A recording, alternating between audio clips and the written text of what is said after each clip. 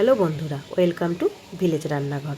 দেখুন, আজকে একটা অন্য রকমের রেমেডি নিয়ে চলে এসেছি।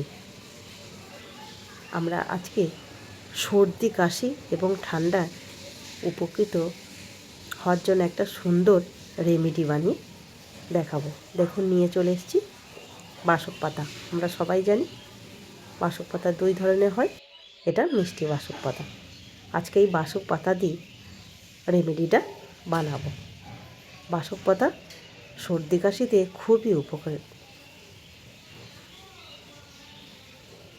তাই বাসক পাতা এবং কয়েকটি উপকরণ দিয়ে আমরা বানিয়ে নেব আজকের রেমেডি। দেখুন, নিয়ে নিয়েছি এক টুকরো আদা, তার সঙ্গে কয়েকটা গোলমরিচ, দুটো দারচিনি এবং কয়েকটা লবঙ্গ।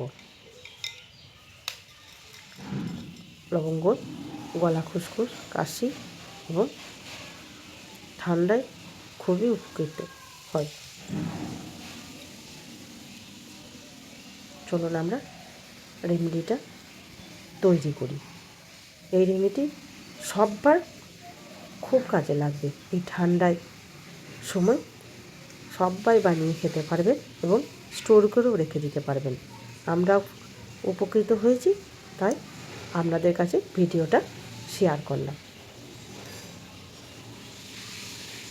চলুন এটা বানিয়ে নিই। দেখুন, একটা পাত্রে জল বসিয়ে দিয়েছি। এরপর বাসক পাতাগুলি এই জলের মধ্যে দিয়ে দেব।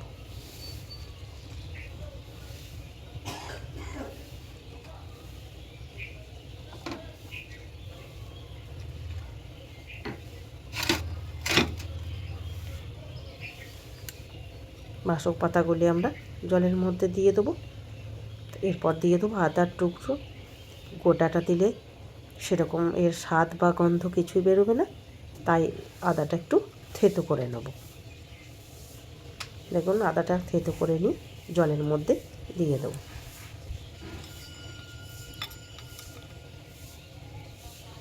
এরপর দিয়ে দেবো দারচিনি। এরপর দিয়ে দেবো লবঙ্গ।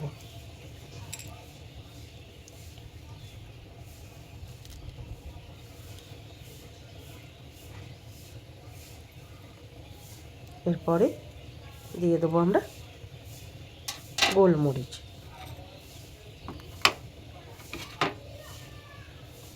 গোলমরিচগুলো একটু আমরা ভেঙে নেব, যাতে এর টেস্ট খুব সুন্দর বেরিয়ে আসে এবং একটা ঝাঁঝ সেটা খুব সুন্দর ভালো বোঝা যায়। দেখুন, একটু থেতো করে নিয়েছি। এরপর এই জলের মধ্যে এই গোলমরিচগুলো দিয়ে দেব।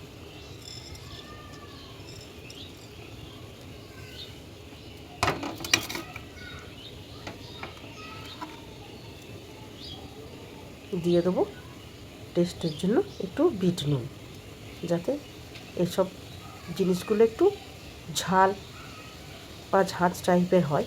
নুনটা দিলে খুব সুন্দর একটা ব্যালেন্স আসে এবং খেতেও সুন্দর লাগে।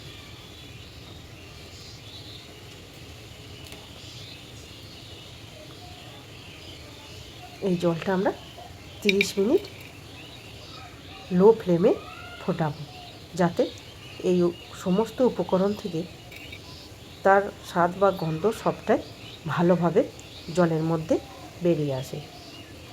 দেখুন, আমাদের বাসক পাতাটা রং বেরোতে শুরু করেছে। তারপরে দেখতে অবিকল আমাদের সিরাপের মতো হয়। আমরা যে সিরাপগুলো খাই, দেখুন কত সুন্দর কষটা বেরিয়েছে এবং যে কটি উপকরণ দেওয়া হয়েছে সে কটি দিকে ঠান্ডায় খুবই উপকার পাওয়া যায়। গলা খুসখুস, গলা ব্যথা, বুকের কফ জমা, এসব থেকে রেহাই পাওয়া যায়।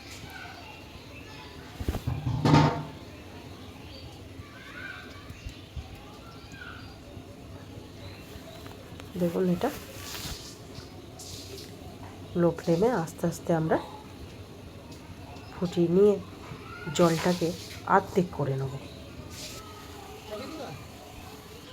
যাতে সমস্ত উপকরণ থেকে তার স্বাদ বা গন্ধ বেরিয়ে আসে। দেখুন কতটা আমাদের কালারটা চেঞ্জ হয়ে গেছে।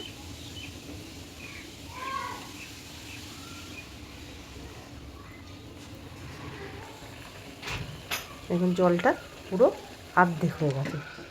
এরপর আমরা গ্যাসটা বন্ধ করে দিলাম। সমস্ত উপকরণ থেকে ভালোভাবে কষ বেরিয়ে এসছে।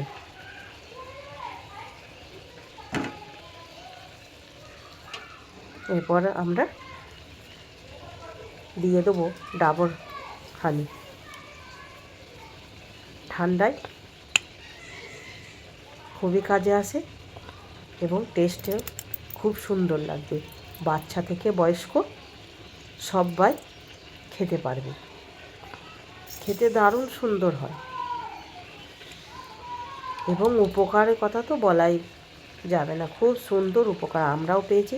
আপনারাও বানিয়ে দেখবেন, অবশ্যই আপনারাও উপকৃত হবেন। ঠান্ডা হয়ে গেলে এটা আমরা বাড়িতে স্টোর করেও রাখতে পারি। দেখুন অনেক ঠান্ডা হয়ে গেছে। আমরা একটা কাঁচের পাত্রে ঢেলে নেব।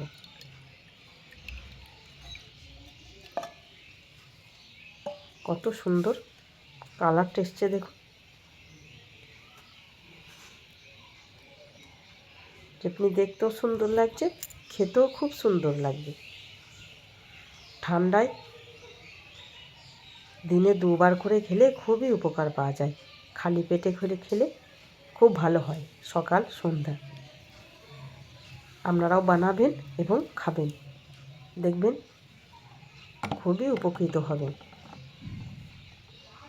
দেখুন জলটা আমরা একটা বোতলে স্টোর করে রাখবো।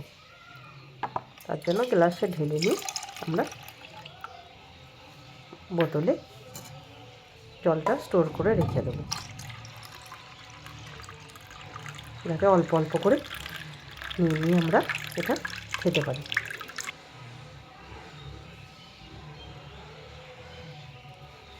কাঁচের বোতলে রাখলেই ভালো হয়, কিন্তু হাতের কাছে এই বোতলটা পেলাম, এখন এটাতেই রেখে দিই।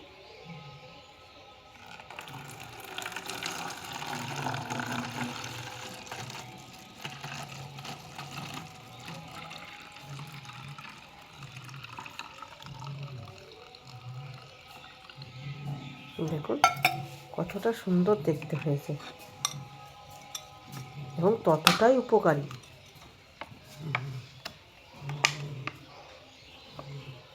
এটা আপনারা বাড়িতে বানাবেন, খাবেন